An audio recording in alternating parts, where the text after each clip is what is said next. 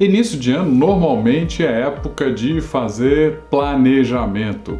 E para te ajudar a fazer o seu planejamento financeiro, eu desenvolvi em parceria com o InfoMoney uma planilha que vai colocar as suas contas em ordem e vai te ajudar a fazer com que o planejamento financeiro do ano não seja mais um daqueles planejamentos de início do ano que a gente acaba não completando.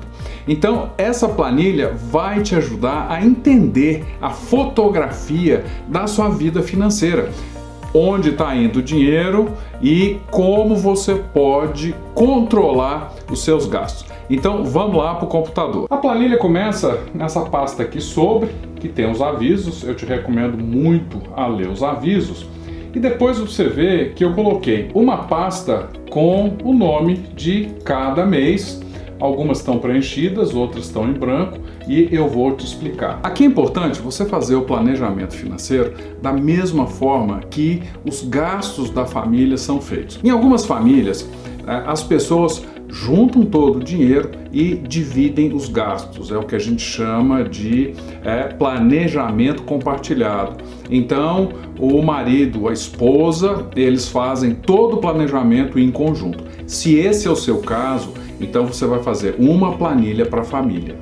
Outras famílias, cada pessoa tem os seus gastos comprometidos com a vida da família. Se esse é o seu caso, cada pessoa da família vai ter que fazer uma planilha específica para ele controlar a vida financeira dele. E se você tem filhos adolescentes, chama eles para participarem desse planejamento, porque isso vai ajudar muito na educação financeira deles. Então, voltando para a planilha. Antes de apresentar para você a planilha, eu estou usando o exemplo de um casal, João e Maria, onde João é assalariado, ele recebe um salário fixo, ele tem 13º, ele tem férias, ou seja, ele tem carteira assinada, ele está aí pela CLT. Maria é psicóloga e ela não é CLT, ela é como se fosse autônomo. Inclusive eu coloquei aqui o aluguel do consultório da Maria. Mas então vamos lá. A primeira parte da planilha é o que eu chamo de gastos básicos. Gastos básicos são aqueles gastos que a gente não consegue com facilidade diminuir ou cortar. Por exemplo, água é difícil a gente cortar, a gente pode economizar, pode diminuir. O aluguel do consultório que a Maria usa para atender os seus clientes. Eu posso mudar, tentar um aluguel mais barato, mas de qualquer forma isso aí eu não consigo cortar. João e Maria têm um animal de estimação, então tem ração, veterinário, não dá para cortar a ração do cachorrinho, então tá aí o custo. Condomínio do apartamento onde eles moram, empregada e escola de dependentes. João e Maria têm um filho só e ele paga a escola, farmácia, financiamento do carro. João e Maria têm um carro e eles pagam o financiamento. Financiamento imobiliário, o apartamento que eles moram está financiado, então ele paga o financiamento. Outros gastos com dependentes, o filho tem necessidades de roupa, essas coisas, então a gente coloca aqui. Conta de luz, padaria, o seguro da casa, seguro saúde, seguro de vida. O João tem, fornecido pela empresa, então aqui a gente não precisa colocar nada. Quanto eles gastam de supermercado, telefone, transporte, televisão e internet. E eu deixei aqui, olha, 3 campos abertos para você colocar algum outro gasto que seja um gasto básico que não esteja aqui na planilha. E coloquei aqui parcelamento de cartão de crédito. Gente, comprar no cartão de crédito e parcelar o pagamento da fatura é um dos piores negócios que você pode fazer. Mas infelizmente, uma grande maioria dos brasileiros faz isso. Se você está fazendo isso, por favor, não faça. Corta outras despesas, paga o cartão de crédito, porque isso é péssimo, é o pior financiamento que você pode tomar. Então, voltando para a planilha. Depois a gente tem os gastos discricionários. Eu chamo de gastos discricionários aquele gasto que dá para a gente viver sem. Por exemplo, academia. Academia é uma coisa importante, saúde física é uma coisa importante, mas se eu estiver apertado, eu posso fazer ginástica em casa. Bar, restaurante, é bom, é importante. Agora em época de pandemia a gente não está gastando muito com bar e restaurante, mas diversão é importante, cinemas, teatro, shows. Outros gastos com dependente, um lanche para o filho, alguma coisa assim. Doações, se a gente faz alguma doação para uma entidade beneficente. Presentes, quem tem filho pequeno sabe que muitas vezes tem festinha na escola, festinha na casa dos amigos, a gente tem que dar presente. E dinheiro no bolso. Normalmente a gente carrega algum dinheiro no bolso e a gente nem sabe para onde esse dinheiro foi, não tem problema, você coloca aqui. Deixei aqui também mais espaço para outros gastos que você tenha e que não estejam aqui. Depois a gente tem os gastos anuais ou parcelados. Eu estou colocando o exemplo que nesse mês de janeiro eu tive que fazer uma manutenção aqui em casa e eu gastei R$300 para trocar um cano do banheiro.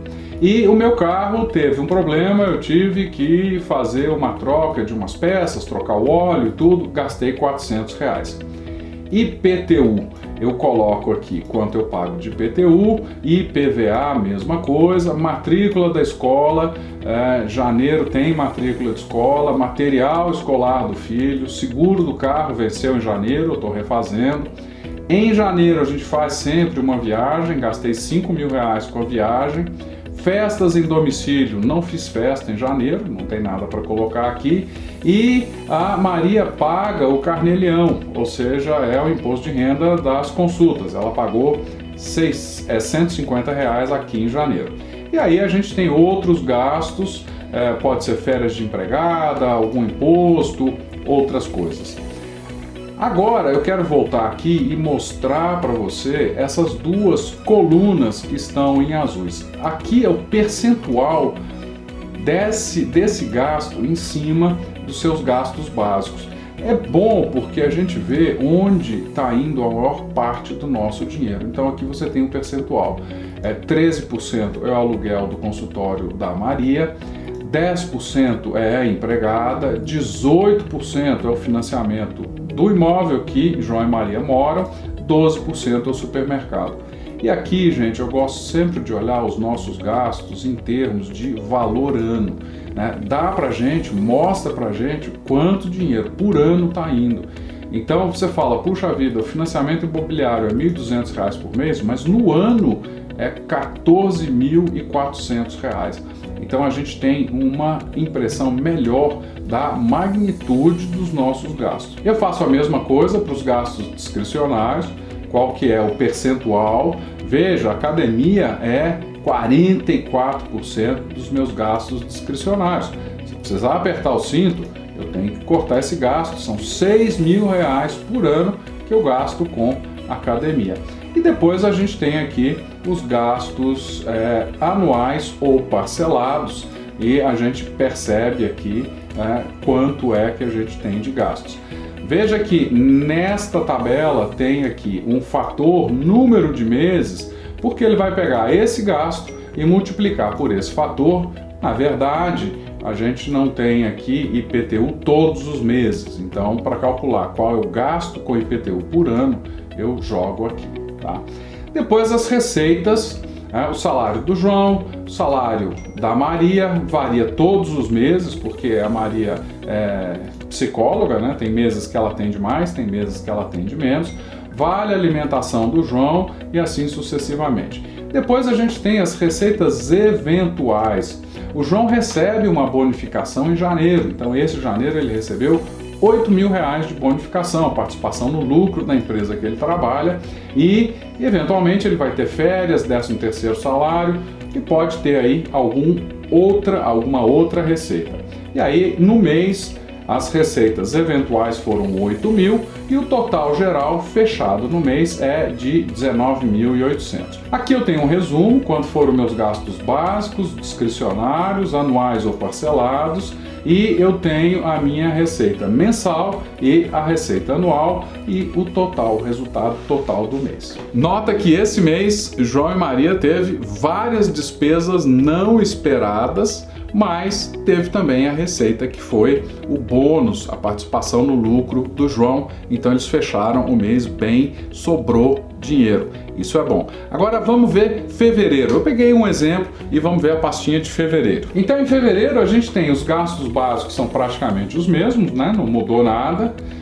Gastos discricionários, a academia, eu coloquei aqui que a Maria conseguiu reduzir um pouco da academia. Em janeiro era R$500, ela renegociou com o pessoal lá da academia. Em fevereiro ela conseguiu R$100 de desconto, R$400, e aí ela resolveu que quando ela for ao cinema, ela vai levar de casa bala, doce, essas coisas para o filho, ela não vai comprar, então vai ficar mais barato o cinema.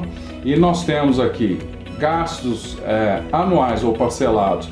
Aqueles dois primeiros, né, não tinha do mês anterior, que a gente teve lá em fevereiro, manutenção da casa e manutenção do carro não teve, fica em branco. Nós temos material escolar, diminuiu, foi alguma coisa que faltou. Seguro do carro, agora faltam 3 parcelas, então no ano eu ainda vou gastar R$930 com o seguro do carro. Paguei uma parcela, faltam 3. Carnê-Leão da Maria, isso aqui não muda, a mesma coisa, e nós não temos os outros gastos. Então, no mês de fevereiro, o gasto da família foi R$7.600. A receita aqui, João, é a mesma coisa. Em janeiro, Maria teve 5.200, que ela tirou férias, ela não conseguiu atender. Já em fevereiro, ela atendeu todos os meses, a receita da Maria subiu para 6.300.